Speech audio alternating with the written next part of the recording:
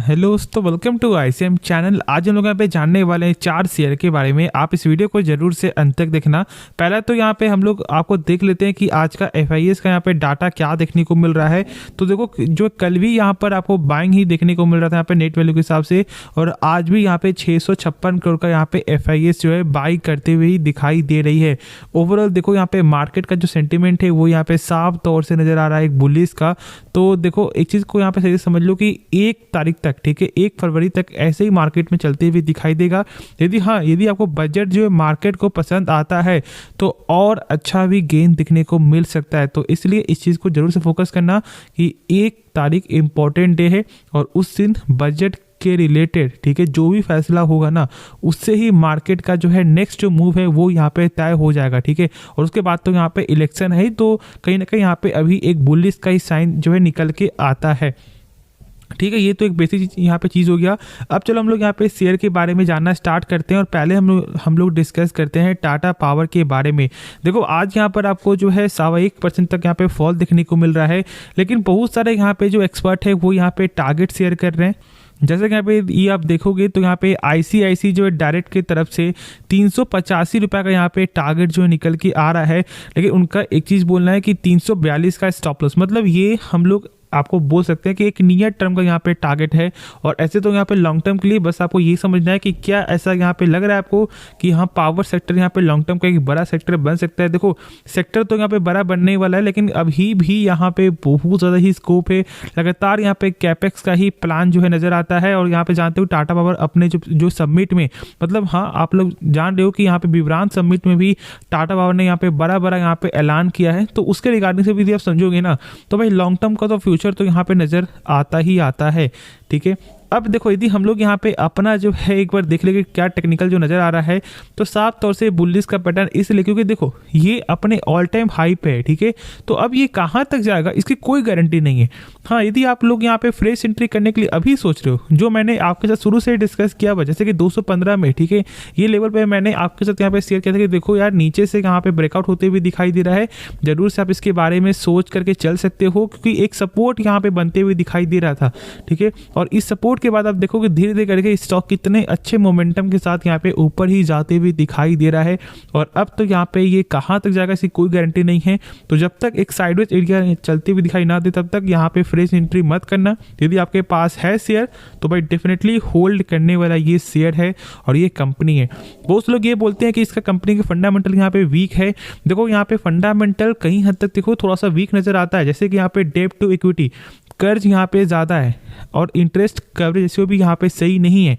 लेकिन ये कंपनी में हम लोग फोकस कर रहे हैं बिजनेस के पॉइंट ऑफ व्यू से, और बिजनेस यदि लॉन्ग टर्म में ग्रो यहाँ पे हो जाता है तो कहीं हद तक जो उसका फंडामेंटल है वो यहाँ पे ऑटोमेटिक ही सही हो जाएगा। जैसे कि टाटा मोटर का 2-3 क्वार्टर ही जो है प्लस में देखने को मिला प्रॉफिट।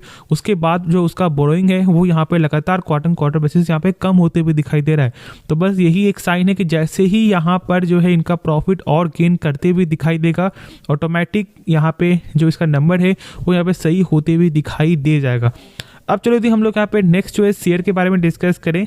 शेयर का नाम है IRFC और देखो आज के दिन फिर से यहाँ पर आपको 10% तक का एक शानदार गेन देखने को मिल रहा है। कल भी गेन हुआ, आज भी गेन हो रहा है, लगातार यहाँ पे गेन है। यदि हम लोग यहाँ पे देख लें तो 5 दिन के अंदर में ये शेयर आपको 42.5% तक यहाँ पे आपको चढ़ चुका है। आप सोच सकते हो यदि आपने 5 दिन पहले 1 लाख रुपए यदि आपने यहाँ पे लगाया होता तो भाई 1 लाख आपका वही 1,42,000 यहाँ पे हो जाता, मतलब 42,000 का प्रॉफिट मात्र 5 दिनों में।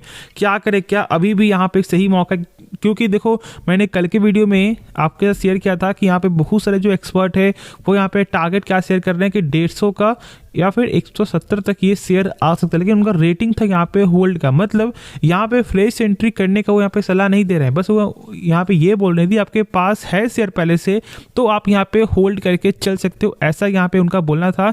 यदि आपको देखना है तो आप जरूर से कल का वीडियो भी एक बार चेकआउट करना, यदि आपको नहीं भरोसा है तो। बाकी यदि आप देखोगे तो अभी भी बहुत सारे एक्सपर्ट का जो टारगेट था वो टारगेट यहाँ पे हिट हो चुका है। 130 का यहाँ पे था टारगेट, लेकिन अब ये सब टारगेट यहाँ पे खत्म हो चुका है, ठीक है। तो अभी क्या करना सही रहेगा, तो मेरे हिसाब से भाई मुझे भी यहाँ पे वही चीज़ लगता है कंपनी का पहले बिजनेस को सही से समझो, ठीक है। जब लॉन्ग टर्म पर्पस के लिए जा रहे हो 10% करके भी शेयर को बाई कर सकते हो। इसका वजह क्या जानते हो, यहाँ पे कंपनी का फंडामेंटल जो मैंने बार बार ही आपके साथ यहाँ पे शेयर किया हुआ है कि पेग रेशियो यहाँ पे थोड़ा सा सही देखने को मिलता है। लेकिन हाँ, यदि आप यहाँ पे ये सोच रहे हो कि भाई हम लोग 50% पैसा लगा लेते हैं अभी, तो मेरे हिसाब से ये सही इन्वेस्टमेंट नहीं होगा। देखो 5 दिन में 42% का गेन, ये आप खुद ही अंदाज़ा लगा सकते हो कि कितना बड़ा यहाँ पे गेन हो चुका है। तो भाई थोड़ा सा करेक्ट होने दो, थोड़ा सा इसे साइडवेज होने दो। भाई फोकस यहाँ पे है बजट के रिलेटेड, और साथ साथ यहाँ पे देखो बजट यहाँ पे मेन इसलिए है क्योंकि बहुत सारे एक्सपर्ट के अनुसार यहाँ पे क्या है कि फिर से यहाँ पर रेलवे सेक्टर को एक फोकस वाला सेक्टर यहाँ पे माना जाएगा, और एक अच्छे अमाउंट से यहाँ पर भी आपको प्लान बनते हुए दिखाई दे सकता है। और ऐसा भी यहाँ पे एक्सपर्ट का बोलना है जो पिछला जो यहाँ पे बजट में जो रेलवे सेक्टर के लिए जो यहाँ पे कैपेक्स था उससे यहाँ पे 2 गुना भी किया जा सकता है, 2 गुना से 3 गुना। तो इसलिए मार्केट यहाँ पे इस चीज़ को जो है एक्सेप्ट करके यहाँ पे लगातार फोकस ही करते हुए दिखाई दे रही है, और एक बुल्लिश साइन लगातार बनते हुए दिखाई दे रहा है IRFC में। लेकिन ऐसे ये सब देख करके भाई बाई मत करना। यदि आपके पास शेयर तो यहाँ पे आप पे होल्ड करो, कंपनी में कोई भी फॉल्ट मुझे नज़र नहीं आता। उसके बाद जो नेक्स्ट है वो यहाँ पे है इरेदा। देखो 2% तक का आज के दिन फॉल देखने को मिल रहा है। देखो एक अच्छे कंपनी यहाँ पे निशानी क्या जानते हो, वो थोड़ा सा गेन करेगा, थोड़ा सा साइडवेज चलेगा, फिर थोड़ा सा साइडवेज चलेगा, फिर यहाँ पे गेन होगा, तो ये एक अच्छा साइन है, ठीक है। यहाँ पे मोमेंटम लगातार बनते हुए दिखाई दे रहा है, लेकिन लगातार गेन वो एक ट्रैप भी यहाँ पे हो सकता है। तो मेरे हिसाब से जो मैंने शेयर किया था कि देखो इसका जैसे ही यहाँ पे ब्रेकआउट लेवल, ठीक है, टूटे और इसके ऊपर यदि क्लोजिंग दे जाता है तो एक अच्छा साइन है। लेकिन आज के दिन यहाँ पे क्या हुआ जानते हो, ब्रेकआउट लेवल यहाँ पे टूटा है, लेकिन इसके ऊपर क्लोजिंग यहाँ पे नहीं दिया है। और जिस दिन इसके ऊपर यदि क्लोजिंग यहाँ पे दे देता है तो कहीं हद तक जो इसका लेवल है वो यहाँ पे 150 तक भी जाते हुए दिखाई दे सकता है। अब इसका वजह क्या जानते हो, और क्यों ये जा सकता है, इसकी पॉसिबिलिटी इतना ज़्यादा यहाँ पे क्यों है, वो यहाँ पे है 20 जनवरी। मतलब 20 जनवरी के दिन इसका क्वार्टर का यहाँ पे नंबर आने वाला है, ठीक है।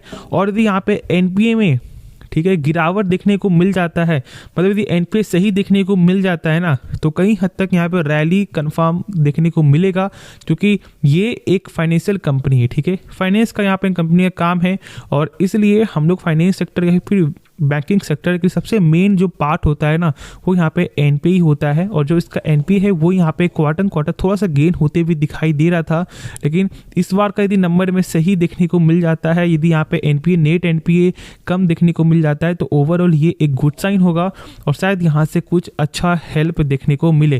देखो यदि हम लोग यहाँ पे इसका एक बार टेक्निकल को एक बार फोकस कर लें, तो मेरे हिसाब से देखो जो मैंने शेयर भी किया था आपको ऑलमोस्ट 95 से लेकर 100 के रेंज में, कि इस लेवल पे ये स्टॉक घूम रहा है।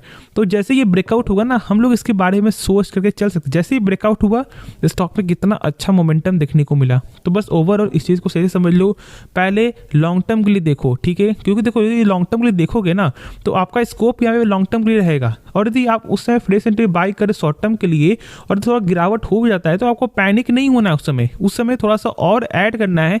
यदि कंपनी के बिजनेस को आप लोग सही से यहाँ पे समझ रहे हो, यदि बिजनेस में कोई इंटरेस्ट नहीं दिया, आपको फंडामेंटल कोई भी इंटरेस्ट नहीं है, तो फिर आपको यहाँ पे क्या करना है, टेक्निकली जाना है, स्टॉप लॉस टारगेट ये दोनों को मेंटेन करके चलना है।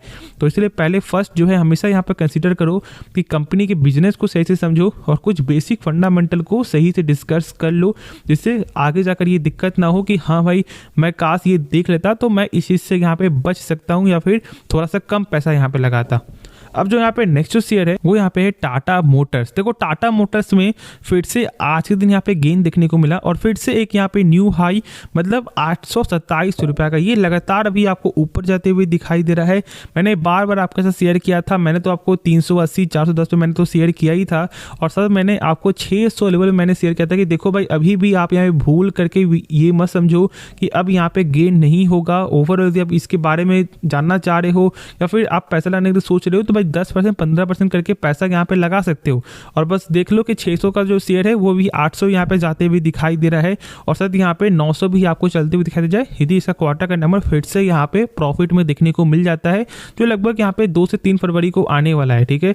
तो इस डेट को भी यहाँ पे हम लोग फोकस करेंगे, और इसका क्वार्टर का नंबर तो यहाँ पे इंपॉर्टेंट है, क्योंकि ऐसे तो हम लोगों ने देखा था यहाँ पे जगुआर लैंड रोवर का जो सेल है वो यहाँ पे लगातार इंक्रीज होते हुए दिखाई दे रहा है। और मैं आपके साथ एक पॉइंट भी शेयर करना चाहूँगा जो यहाँ पे है ब्रेकिंग न्यूज़।